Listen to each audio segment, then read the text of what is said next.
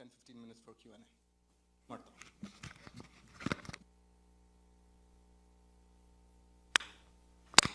Is that on now? All right. Wasn't expecting to introduce myself. I was expecting him to read the bio that I gave him.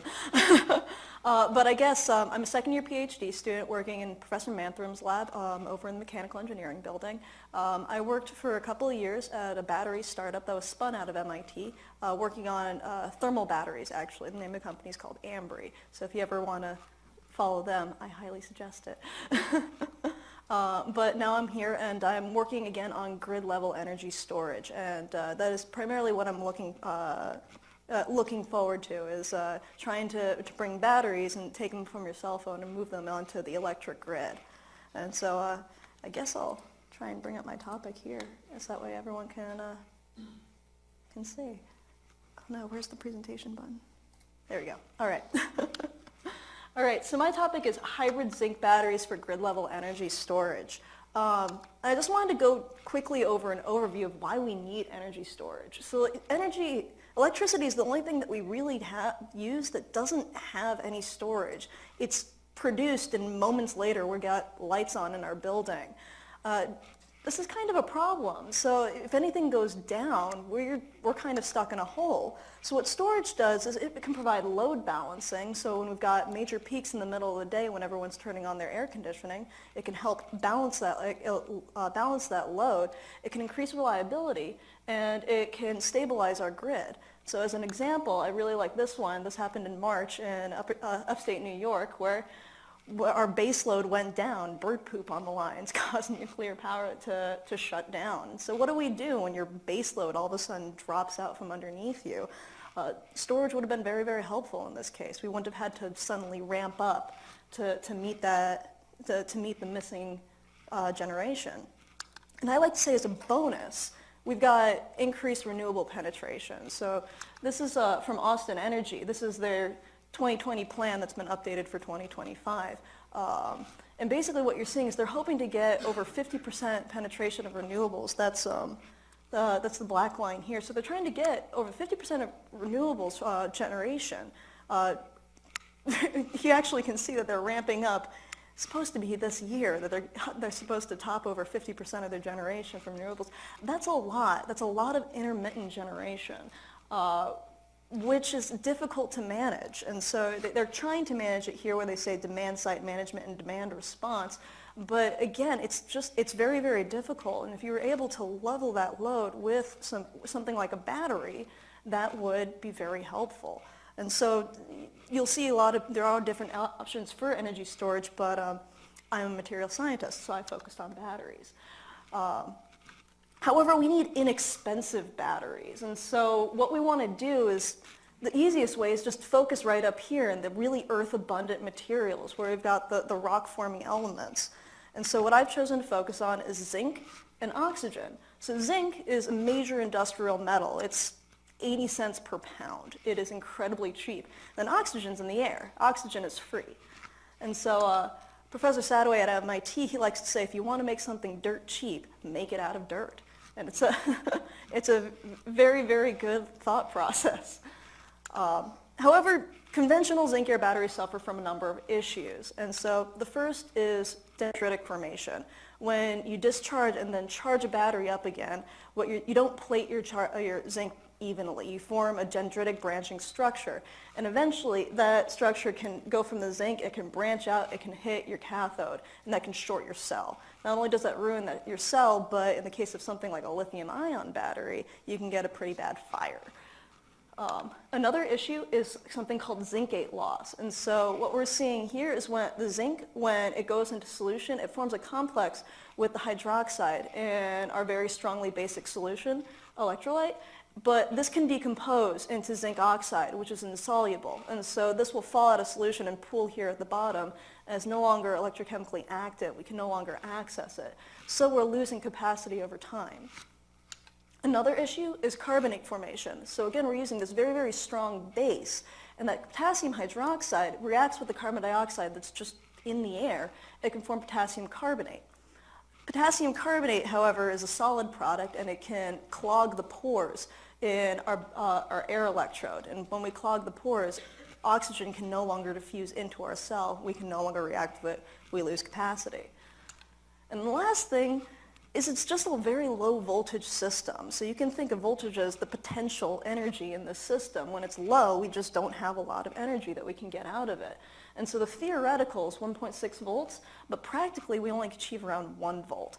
And so what my work has been doing is to try and see what we can do to improve this. And so what we came up with in my lab is something called the hybrid messenger ion system. And so what we do is we've got a solid electrolyte, which acts as a physical barrier and an ion conductor. However, we ran into a problem really quickly. There's no room temperature zinc ion conductor that is available that we can use. So what do? We decided on this messenger ion system. So instead of using a zinc ion conductor, we're using a lithium ion conductor. And instead of using that potassium hydroxide, we're using a lithium hydroxide at our anode.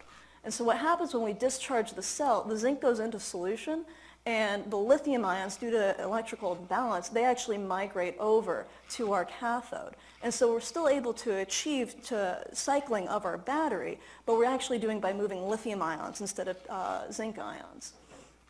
And so what this does is the solid electrolyte blocks our dendrites and also confines the zincate. So by confining the zincate close to the anode, we're actually reducing the mass transport issues, and so it lessens our chances of having zinc oxide fall out of solution.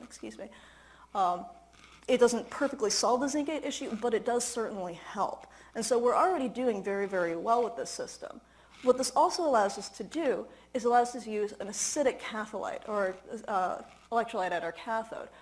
Because we have no hydroxide anymore, we're not reacting with the carbon dioxide in the air, and so we don't have any carbonate formation. So that increases our cycle life. And then what also allows us to do is we get to use higher voltage.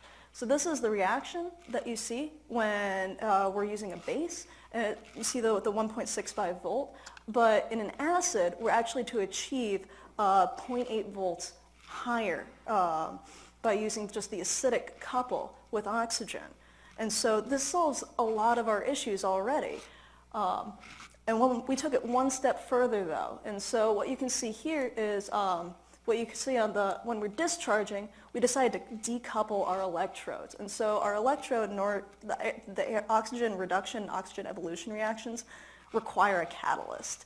And in particular, the catalysts for each reaction tend to kind of compete. So we decoupled our electrodes. And so by decoupling them, we're allowed to optimize them. So on discharge, we're able to drive the electron through our ORR electrode, which is coupled to the oxygen. And then on charge, we've got a separate electrode with a separate catalyst that we've got in the electrolyte, and that's able to evolve our oxygen. And so this is actually a pretty good system. We're able to eliminate all four of those, or eliminate or reduce all four of those issues that I just talked about. And so this is actually our battery. What you can see here, this is what it looks like. It's a little bit industrial looking, very scientific. We've got plastic and stuff. But this is what our battery looks like in terms of its charge. Because we've got the decoupled electrodes, we see we've got a separate branch for charge and discharge. And so we'll have to kind of zoom in. And so when you zoom in, we'll see we've got a very low overpotential. And so that's the energy that's lost every time we try and charge and discharge, just because our catalyst isn't perfect, unfortunately. That being said, this overpotential is very low. So we're getting a high cell efficiency. To put it in perspective, conventional zinc air batteries, their cell efficiency can get as low as 50%. So we're doing actually quite well for this system. And then as an added bonus, we've got only 0.02% loss over 50 cycles. That means, let's say a lithium-ion battery, they like to stop running at about 80% of its charge. We would get to 5,000 cycles before we reach 80% of our original capacity. So this is very, very good. And so, but the problem is those catalysts that I kind of glossed over before. We're using platinum and iridium oxide. They're very, very expensive. We're not using a lot of it, but it is incredibly expensive. So over the past 5 years, the average price of platinum you can kind of see there, it's been about $1,400.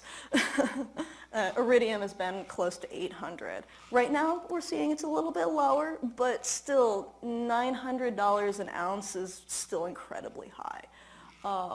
So what we'd like to do is focus on what can we do next? What can we do to solve this issue? And so what we're actively researching now is metal-free catalysts. And so we're working with carbon.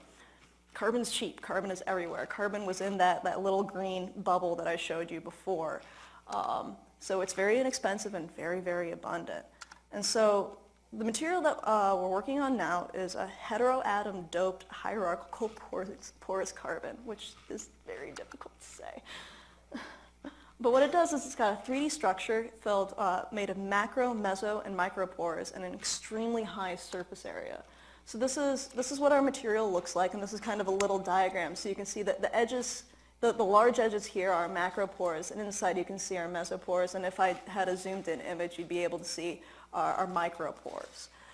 So this hierarchical structure of the pores gives us a very, very high surface area, and the more surface we have, the more catalytic activity we get. And so what we're currently working on now is to optimize the synthesis parameters. And so right now we've been working with nitrogen doping, and so we're going to move on to boron and phosphorus. But we're not quite there yet. And so it's always kind of sad to get to the end of your presentation and be like, well here's a discharge cycle, and so you see this is platinum, and you see a 0.1 volt higher over potential with our material. And so far this is our best material, but we've got a few tricks up our sleeves to start making this better. And all things considered, we're saying that this is 0.1 volts of overpotential. If we were going to industry right now, this would be more than fine, because we're already doing so much better than the original conventional zinc air battery. And so, because this is academia, we want to be the best. But we're actually already doing quite well. And so, I haven't been timing myself. I don't know how long I've been going. Okay, well, this is the conclusion slide. So basically, I wanted to just conclude by saying what we've managed to achieve is a long life, high voltage zinc air battery. And by having the long life, we're able to reduce our life cycle cost. By having just more cycles, we're able to extend the lifetime of our battery, and that reduces the overall cost of it. And then because of the high voltage, we're able to have a higher energy density. And so this is very, very good for looking at a grid level battery. And then what we're currently working on now is replacing that expensive platinum with the high catalytic activity metal-free oxygen reduction catalyst in acidic media. And then eventually trying to replace that iridium, but that one's a much harder problem. So I would like to acknowledge Dr. Longjun Lee, who is a postdoc in our lab, as well as my advisor, Professor Nath, and thank you.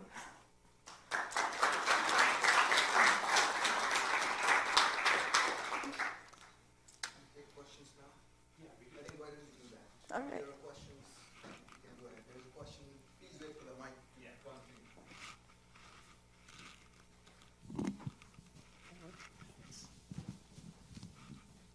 Hi, great work. I have actually two quick questions. Sure. So first of all, we saw that you actually have to add some lithium solution into your battery. Does that significantly affect the price? Because lithium is also kind of expensive. So lithium metal is very expensive. Okay, so this is lithium hydroxide. And the answer is yes, it's more expensive than the potassium hydroxide that they were previously using. However, it's not that much more. Really, in terms of bulk cost, the catalysts are by far the most expensive in this system. Okay, cool. The second part is you showed that the deterioration rate after 50 cycles you saw 0.2% decrease. Can you assume that the deterioration rate would be linear? Is that what you have been assumed? So the answer is kind of. that 0.02% is most likely because of the catalysts. And so because we're trying to work on improving those catalysts, we haven't done the 5,000 cycle test. It takes a long time. So we haven't had the resources or the available channels to run a battery that long. And because we are trying to optimize the catalysts, we haven't been able to test it that long. So the answer is most people assume it in terms of what they like to project. It's the easiest thing to project, but we don't officially know. Okay. All right, thank you. Hey, really great presentation, thank you. So I've heard the term solid-state batteries, and I thought that meant a solid-state electrolyte. So I see that you mentioned solid-state, but hybrid. So is this a solid-state battery, or is there some definition that we need to be educated? Yeah, so when people like to say solid state, they mean the whole battery is solid. We still have liquid electrolytes in our system, so they would not consider this a solid state battery. The reason why we call it a hybrid battery is because we're separating out our anode and our cathode. And by having that solid electrolyte there, we're actually able to, we can play around with it a lot actually. And so one of the things that we like to say in our grant proposals and things like that is this allows for a flow-through operation actually. So we can turn this into a flow battery if we really wanted to. So if we weren't able to use an acid or something like that, we could just oxygenate our electrolyte and just flow it through. So that way we wouldn't have to worry about carbon dioxide in the air, for example. And so that's the hybrid part of it, is the fact that we're able to completely separate our anode and our cathode. This was really interesting. How temperature sensitive would these batteries be, just for purposes of practical applications? So that's a good question. Because it's a water-based system, we are limited by water. We haven't done any testing with temperature.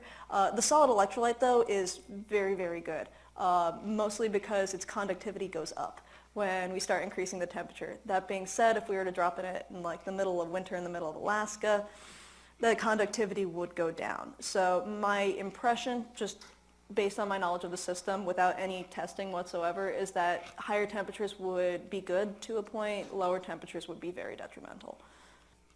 Thank you. Very quick question. Is there a modeling exercise along with this? So these are experiments. Do you or any of your group members are looking at modeling this, in particular modeling the oxygen reduction reaction on the catalyst and why some catalysts give better performance and others don't? Yeah. We are not doing any modeling, and a lot of that has got to do with kind of the attitude of how we develop our catalysts, which was a little bit throw everything in the kitchen sink and see what happens.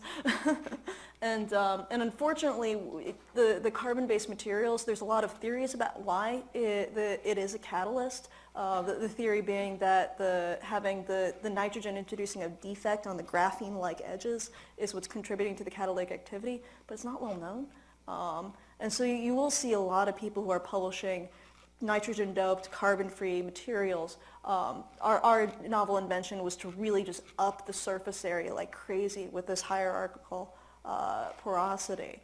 And so the answer is no, we're not doing any modeling. Thank you very much.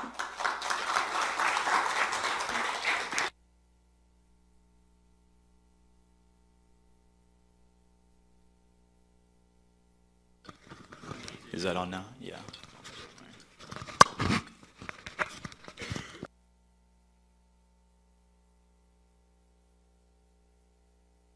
Okay, how's that? Is that fine? Okay.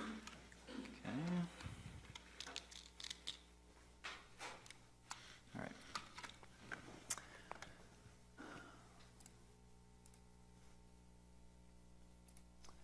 Okay, thanks, Martha. I'm going to build on some of the stuff she said early in her presentation a little bit. And as Dr. Rice said, I'll just say a few things about myself. I'm Thomas Deetjen. I got my bachelor's from Texas A&M University in mechanical engineering in 2010. And then I worked for a few years designing buildings and campus utility systems. A lot of those use on-site energy, solar power, or natural gas plants a lot of times. So I transitioned out of that into graduate school and have been working on basically looking at how the grid will accept solar power and some of the solutions that we can have to address some of the problems that we get from solar power being on the grid. I'll start by just acknowledging my advisor, Dr. Michael Weber, and the other members of my research group. as well as the data and funding that we've got from ERCOT, the Department of Energy, and from the NSF.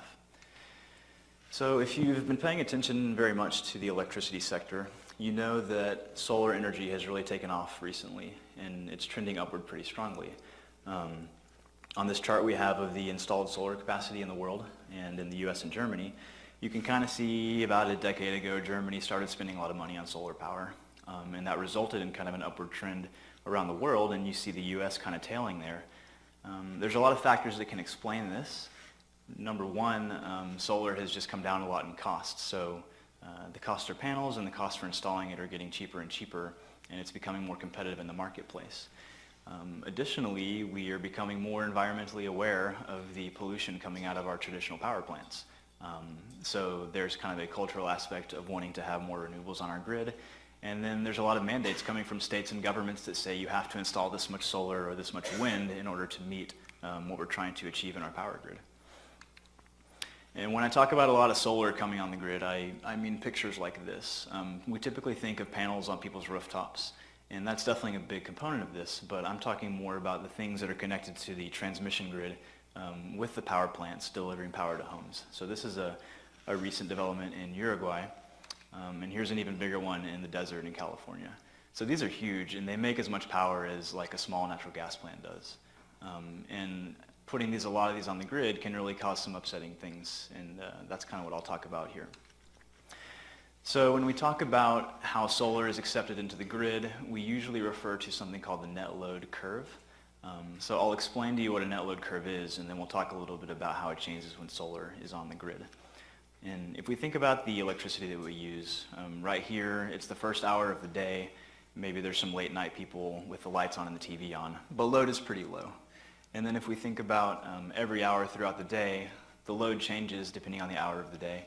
And it typically peaks, especially in the summer, in the evening when we're coming home from work, we're turning on the air conditioner, the lights, cooking, all those kinds of things, and then it tails back down towards the evening. Now, if you think about, like Martha said, we don't store electricity right now. Every time we generate it, we have to use it. And the corollary is true. Anytime we need electricity, we have to make it right then. There has to be that balance. So every bar up here needs to have some generation supplying that load. In the first hour of the day, that gets supplied by a lot of power plants and a little bit of wind that's online during the night. And if we look at that throughout the entire day, solar comes on more towards the middle. And we still have wind and power plants kind of making up the difference.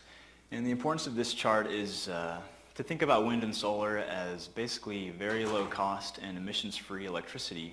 We really want to get that on the grid, and we want to do whatever we can to take those things and to grab that electricity and deliver it to the customers. And the consequence of that is that we have all these other power plants that kind of make up the difference. We don't have enough wind and solar to provide for the entire load, so power plants come online and ramp up and down to kind of compensate for what the renewables are not able to produce. Now, the red part that we see here is the net load curve, and you'll typically see it in more of a line chart like this. So now that we know what a net load curve is, you might be excited to know that there is a famous net load curve right here. And you might think, oh, a famous net load curve, that's great. Probably some really great research or a famous scientist who worked on it, but it's really only famous because people think that it looks like a duck. Now, it's kind of a shame that California spent all this research time and money on this project, and they sent it out, and the main feedback they got was, hey, your curve looks like a duck, especially when it obviously looks like an armadillo. So we're trying to do some rebranding here and saying this is an armadillo curve. A lot of people not from Texas don't recognize that, but it's a distinction we're working on along with our other projects. Anyway, the curve, regardless of what animal it is, it does present some good intuition about solar. So if we start at the top here with the 2012 net load curve, basically California has taken every year after that, guessed how much solar they're going to have on the grid and show how the net load changes because of that.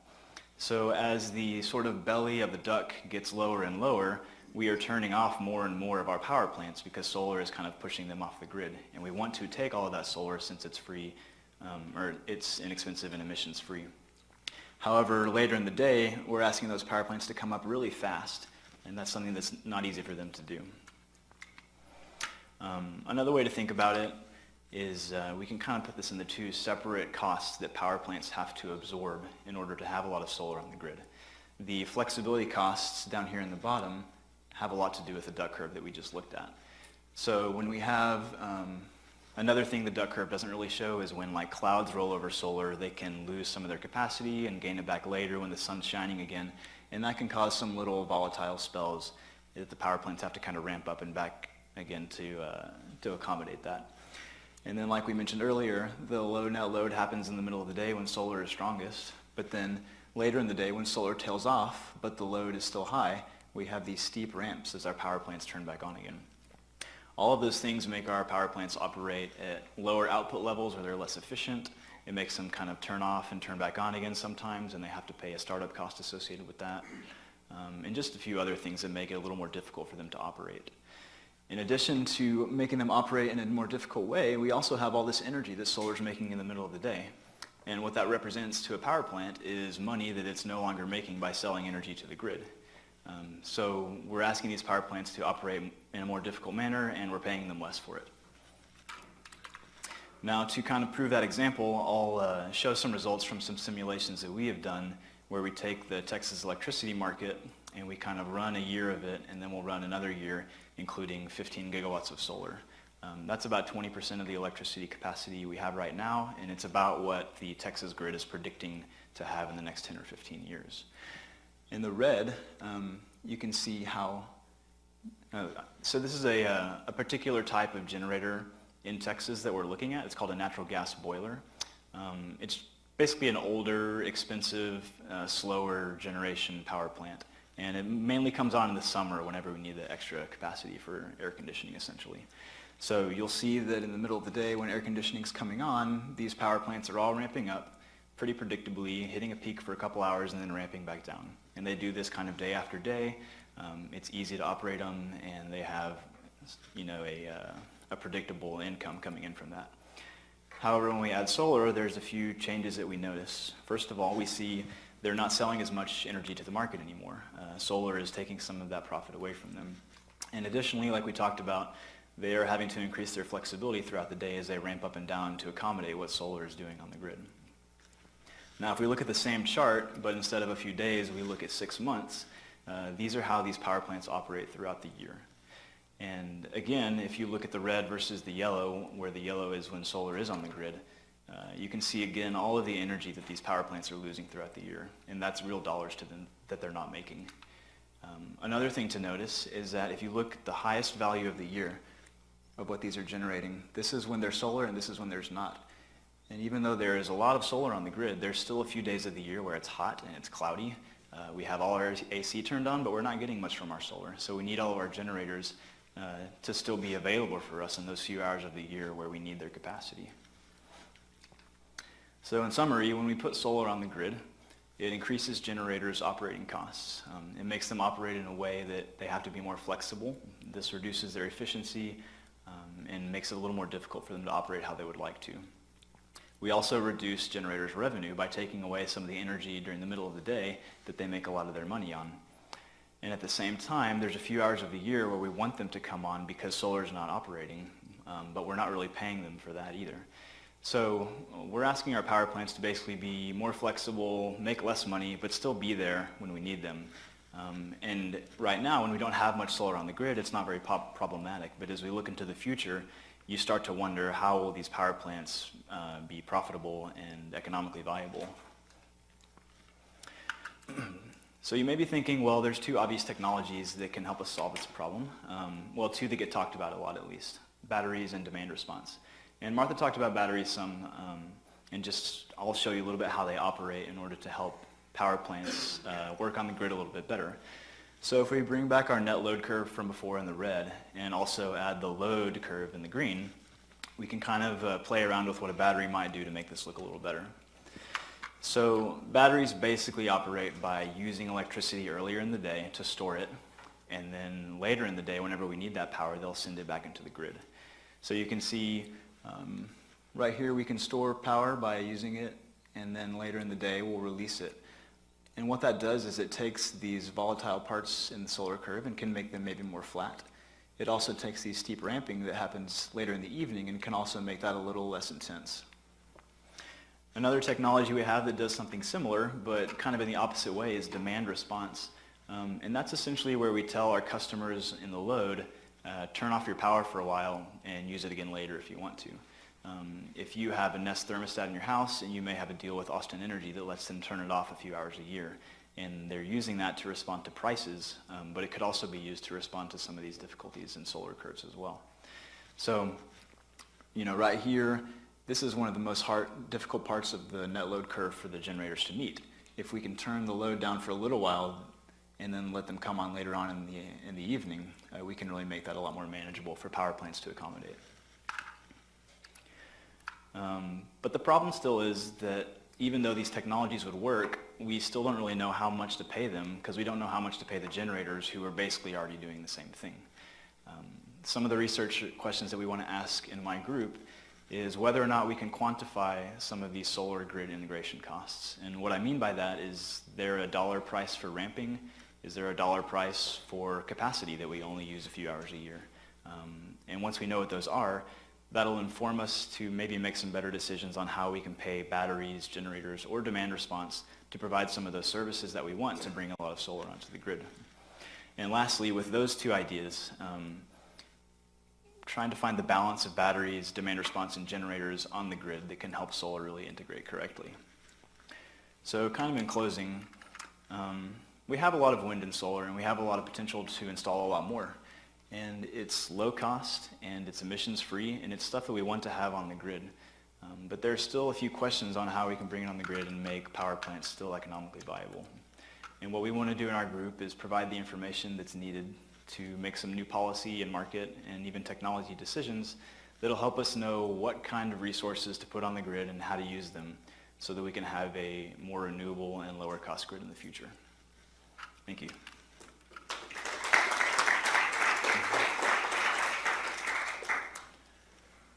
So we'll take some questions now.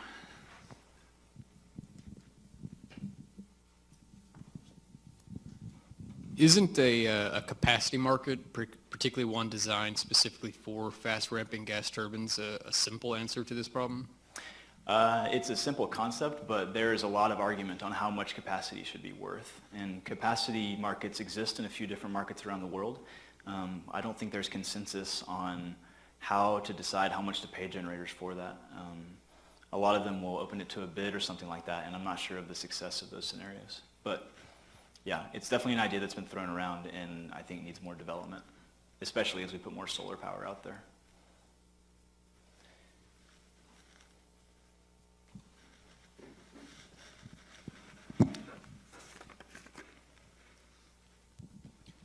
I was wondering if you could just revisit the rubric of deciding something is a problem and who owns that problem. Just because you've talked about ramping requirements. I'll take our energy-only market as an example. There's been lots of discussion about introducing features like that, but you could just as easily point to, we have ancillary markets where we've priced in pardon me, other services, but you could just as easily point to the real events in the Texas market history, the 2011 blackouts and things. You could point to those as actual events that had real costs that were deficiencies in those mechanical systems, freezes, or you could point to some of the most expensive components of the actual grid, spinning reserves, and those are socialized across the market. But those are driven by large nuclear plants or the largest coal plants. And so those are, again, aspects of those systems where the market design has chosen to socialize those costs. And so how do you prioritize those? Why are those okay and not a topic of discussion, whereas now the expenses of ramping are a topic? What's the rubric of prioritization? That's a good, so you're saying that there are already problems on the grid that we're not paying for? Well, we're socializing them. We're socializing them. The mechanism to pay for them, and that is, we'll all pay for them. Spread that cost. Yeah, sure. So I would say that the ramping and volatility that generators will be experiencing is something that's not socialized right now. Maybe it should be, or maybe there's other ways to do that. But I'm sort of seeing this as a problem that hasn't really happened yet, at least in ERCOT, and something we should prepare for and have a better idea of what those costs should be and how they could be socialized, and whether or not we can design some kind of markets or ancillary services that would, you know, fix those issues. Yeah.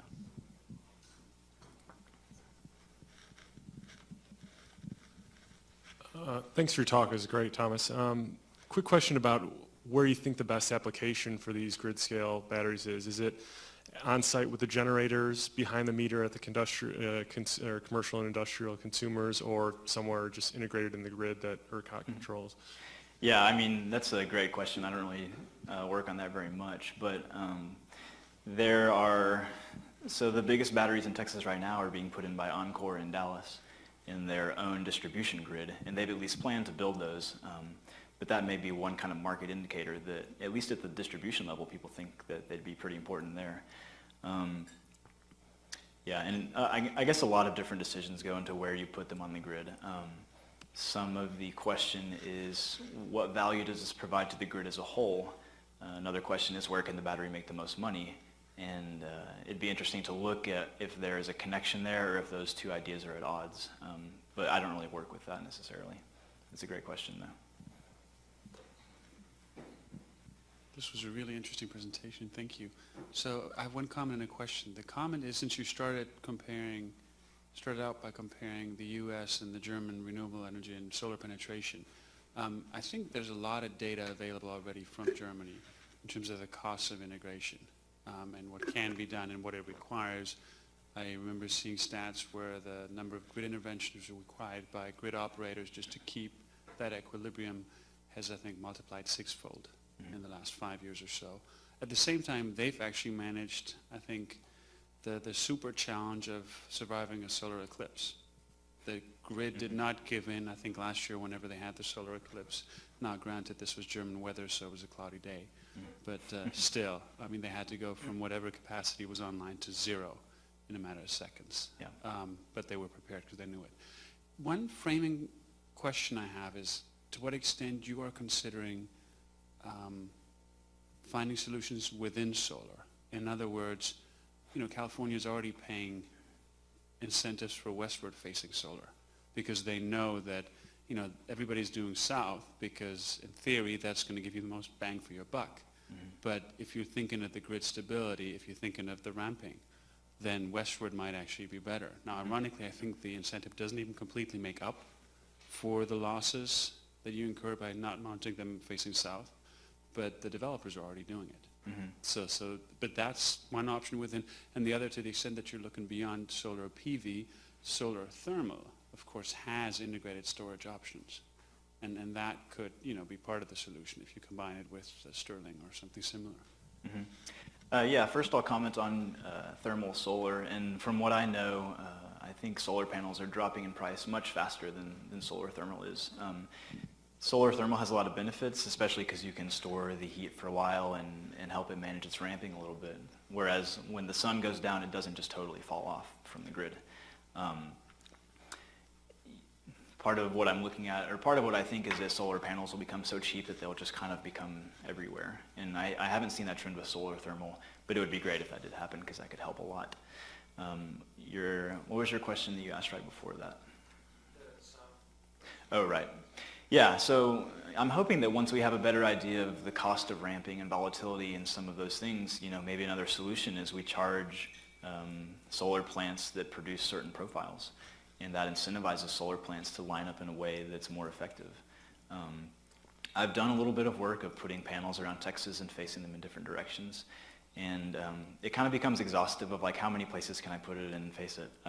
So I kind of took a step back and thought, well, what are some sort of underlying issues that maybe I can put some numbers to?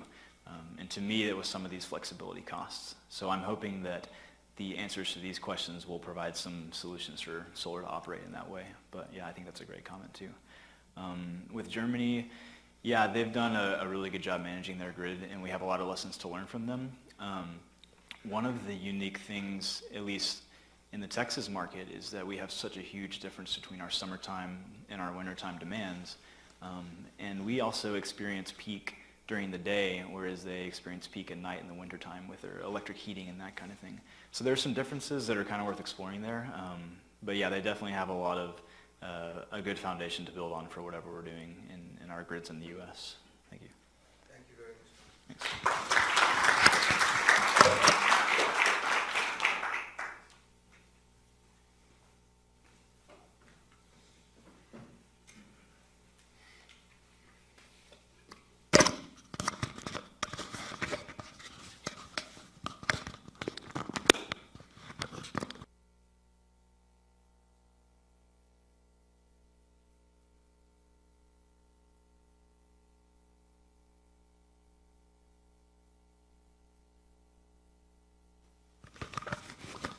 All right, I've put this on other people, but not myself. So.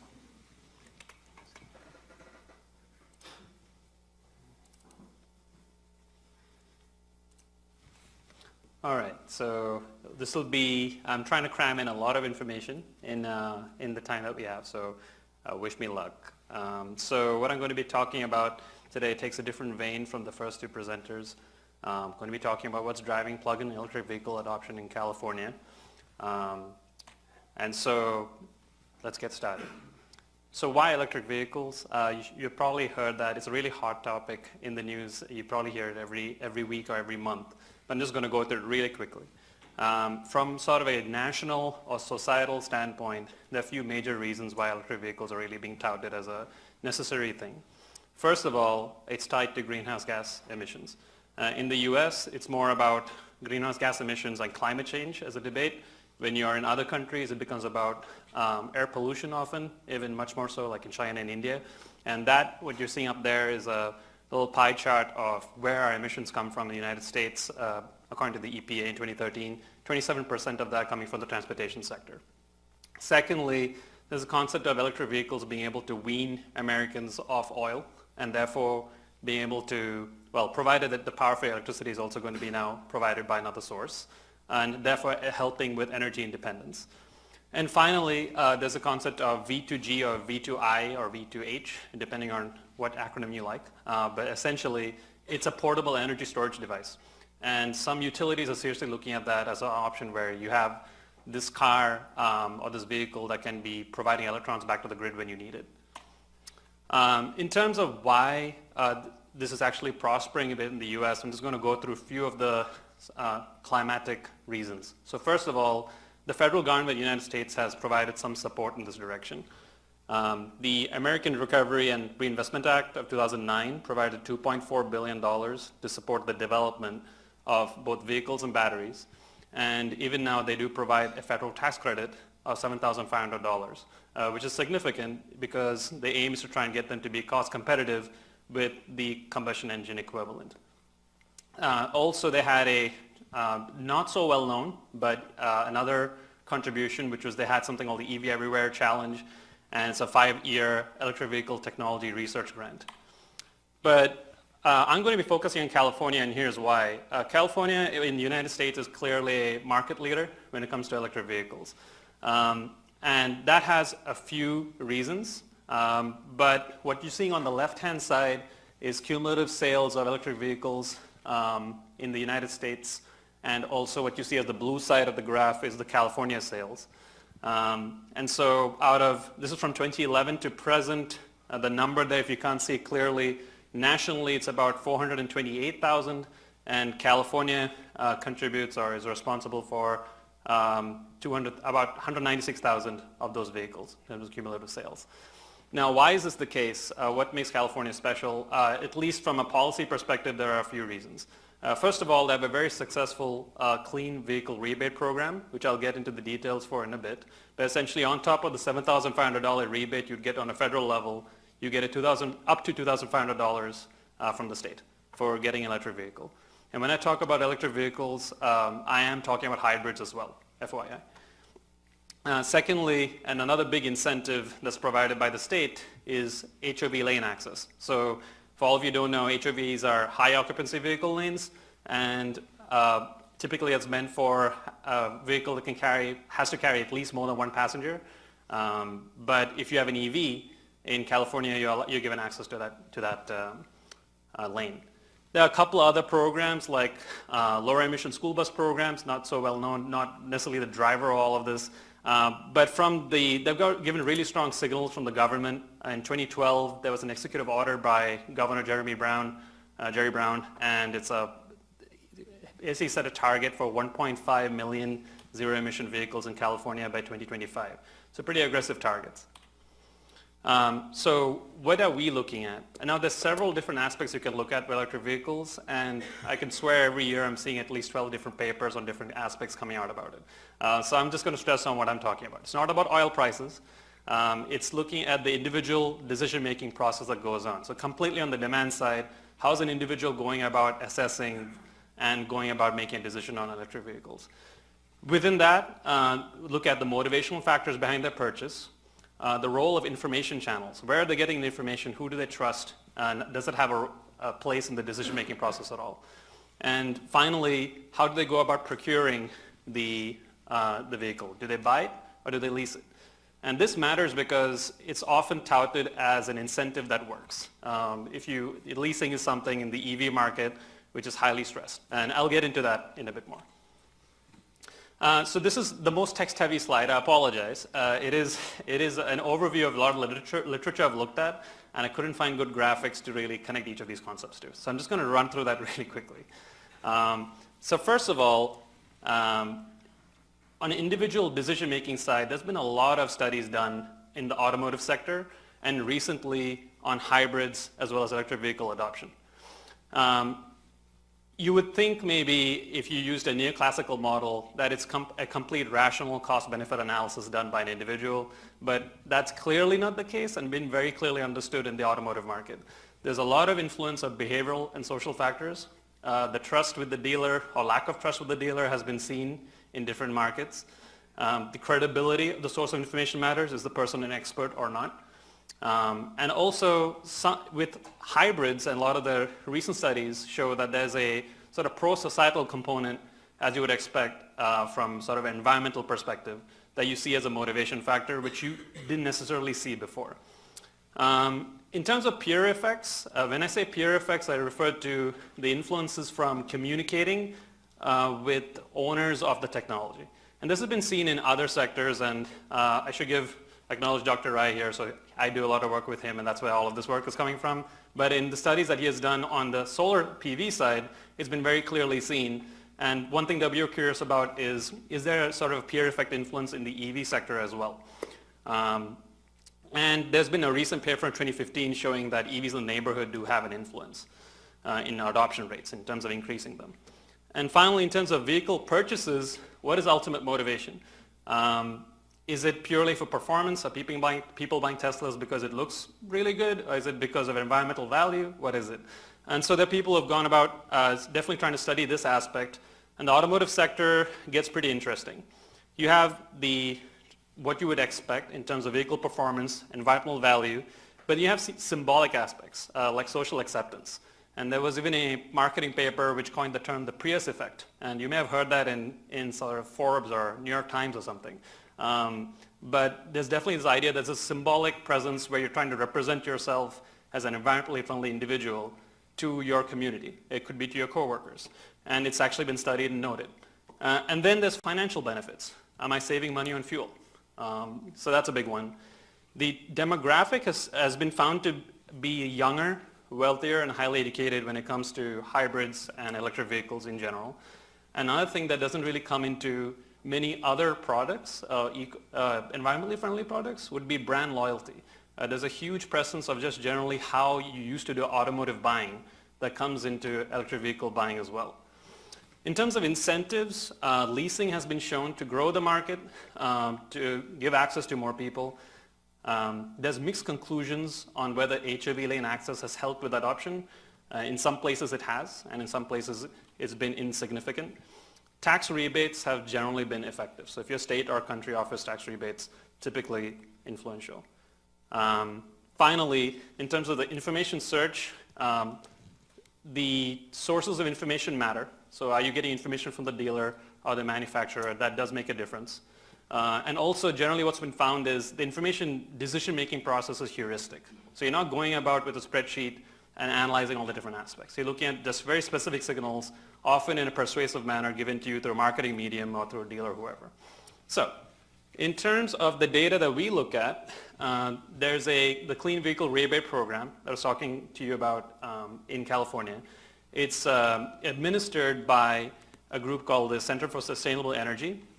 And so the data I have and that I'm going to be talking about covers the people who did a survey, and these people got the rebates and they were sent surveys from time frame of September 2012 to December 2013. What you're seeing up there is actually what shows up on their website. So it's actually a very slick website. I highly encourage you to go and check it out.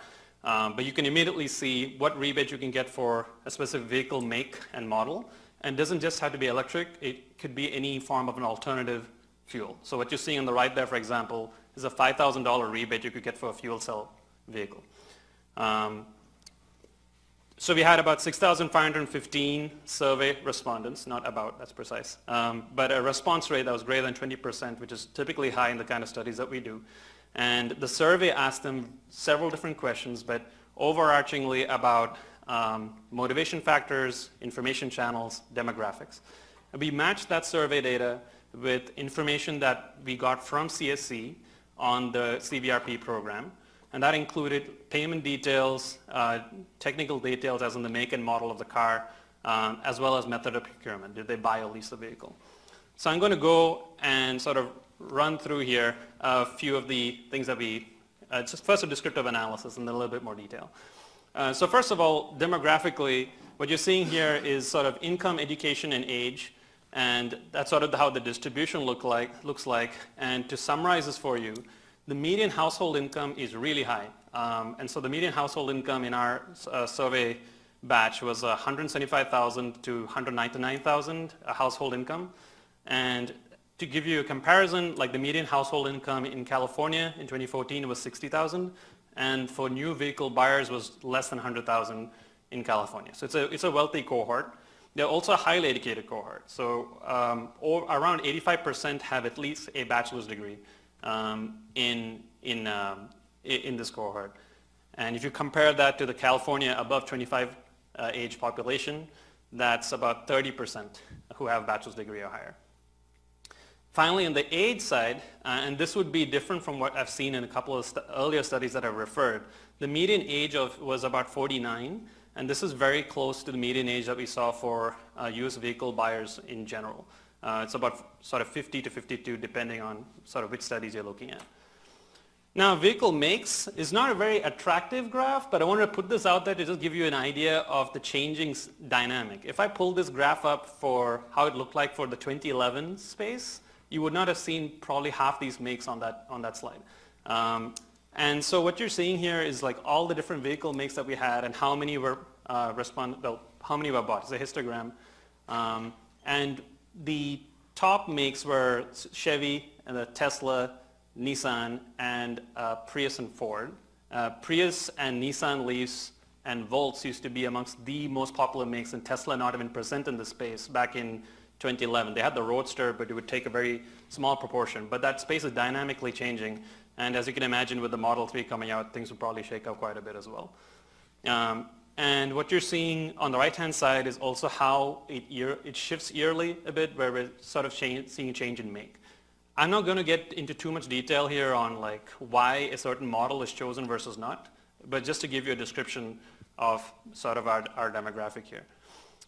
In terms of motivation factors, the motivation factors tend to be fairly consistent, although the Tesla group definitely has a different tangent.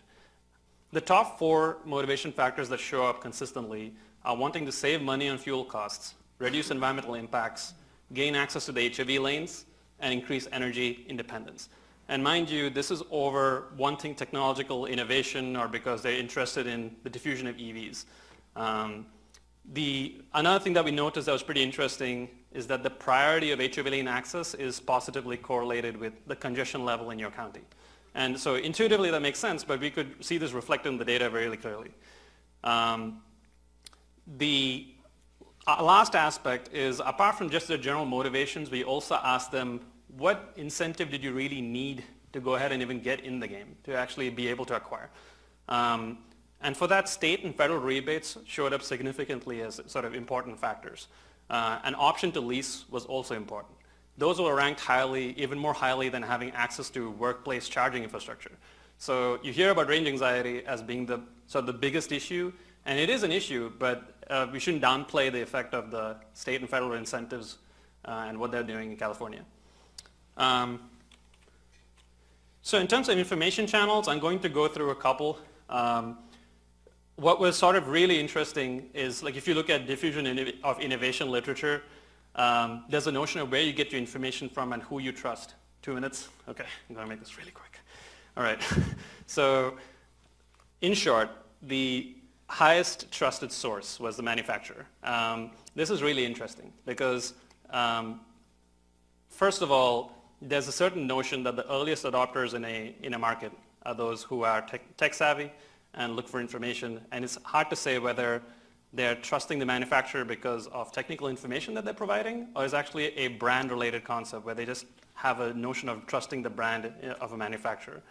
In terms of information search, we asked them questions about, were you satisfied with the information you got on warranties, O&M, as an operation maintenance, performance, and financial expectations, and they rated them all really highly. So buy or lease. So why are we looking at this? The lease incentive is really huge, and if I looked at this data 2 years ago, the proportion who leased would be very similar to what you find for a conventional vehicle, which is about 20-25%. However, what we are seeing is that as the years go, the proportions leasing are definitely going higher. And in 2013 in our cohort, it was 50% of the respondents actually leased. So what drives them to lease? So I went ahead and ran a logistic regression model, and this is something we can look at later for the sake of time, and found that a few things that are driving the leasing decisions, some intuitive, some not so intuitive. The intuitive ones are all financial and technologically related. If there's a higher overall purchase price, there's a higher likelihood of leasing. If you have a lower monthly payment, this is tied to a higher likelihood of leasing. That's not necessarily intuitive, because in many cases, the overall price that you pay when you lease is actually higher.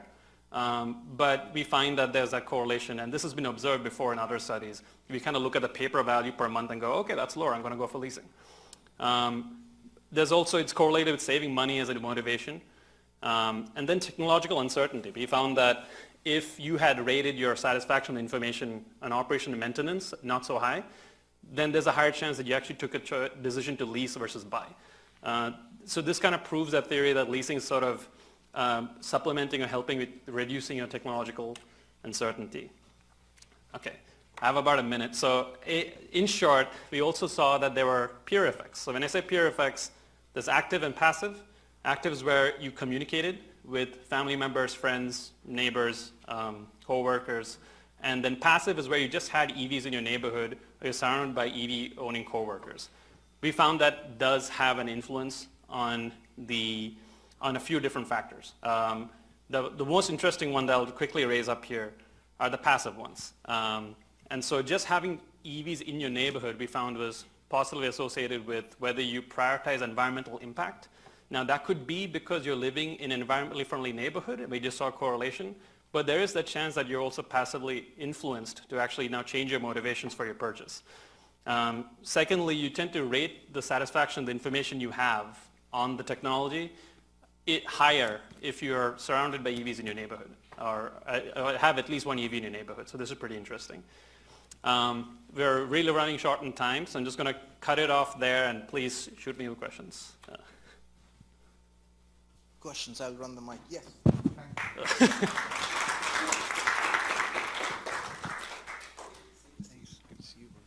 So this was fascinating, and I learned a lot. Thank you. I wonder how your data would look if you took out the Tesla data. And I say this in part because right now, since I think most of the data is coming from the Model S, I'm not sure you got the Model X in there, and to what extent the Roadster, which was 2,000 some cars anyway only, really moves the needle. But it does seem to be an outlier that's almost an apples to oranges comparison. So I wonder what would happen to your median household income range. So I say this for three reasons. One is median household income range. The second is leasing percentage, because my understanding is that Tesla actually doesn't offer a lease option even, so you get a much higher leasing penetration. And the third, and that's perhaps the least obvious, is the way it was skewed toward, oh, we like information from the manufacturer. That's actually an exclusive privilege almost for Tesla because they're not part of the dealership system. So in other words, you know, they run their own stores. So you don't, I think that's part of the satisfaction and part of the, you know, intriguing aspect for buyers, that it's like buying from the Apple flagship store. It's not some some, you know, sleazy car salesperson, if you will. So yeah, few aspects. Good questions, definitely, and good points. I mean, the lease percentage, like you said, and this graph that I have here actually quickly shows it. So what you see quickly here on the right is actually the lease proportion by make. And the lease proportion for a Tesla is clearly like it's close to zero. It's like really non-existent. And then you see that vary across other makes. The other thing that's of course unique about Tesla is its price. And so you look at this dynamic here, and this is the box plot of purchase prices by make. I am crudely grouping EVs and hybrids for a specific make together, but the price range isn't so significant that it causes skew here. But it's really a different dynamic altogether. Now, the median income of the whole cohort was $175K, and that's not just the Tesla group. And if I look at the Tesla group alone, it is definitely way higher. So the characteristics that come into their decision, things like saving money on fuel costs is not as much of a decision-making factor compared to things like vehicle performance and staying ahead in technological innovation. And that's something that we clearly saw. So the way that it's even being marketed to and the communication that happens with them from the manufacturer reflects that. However, that will probably change with the $35,000 model that they're putting out there. Questions? Time for one more question, maybe? You guys are hungry? All right. If there are no more questions, let's thank Vivek again and all the speakers. Thank you, Thomas, Martha, and Vivek. This was great. Is that right? Good?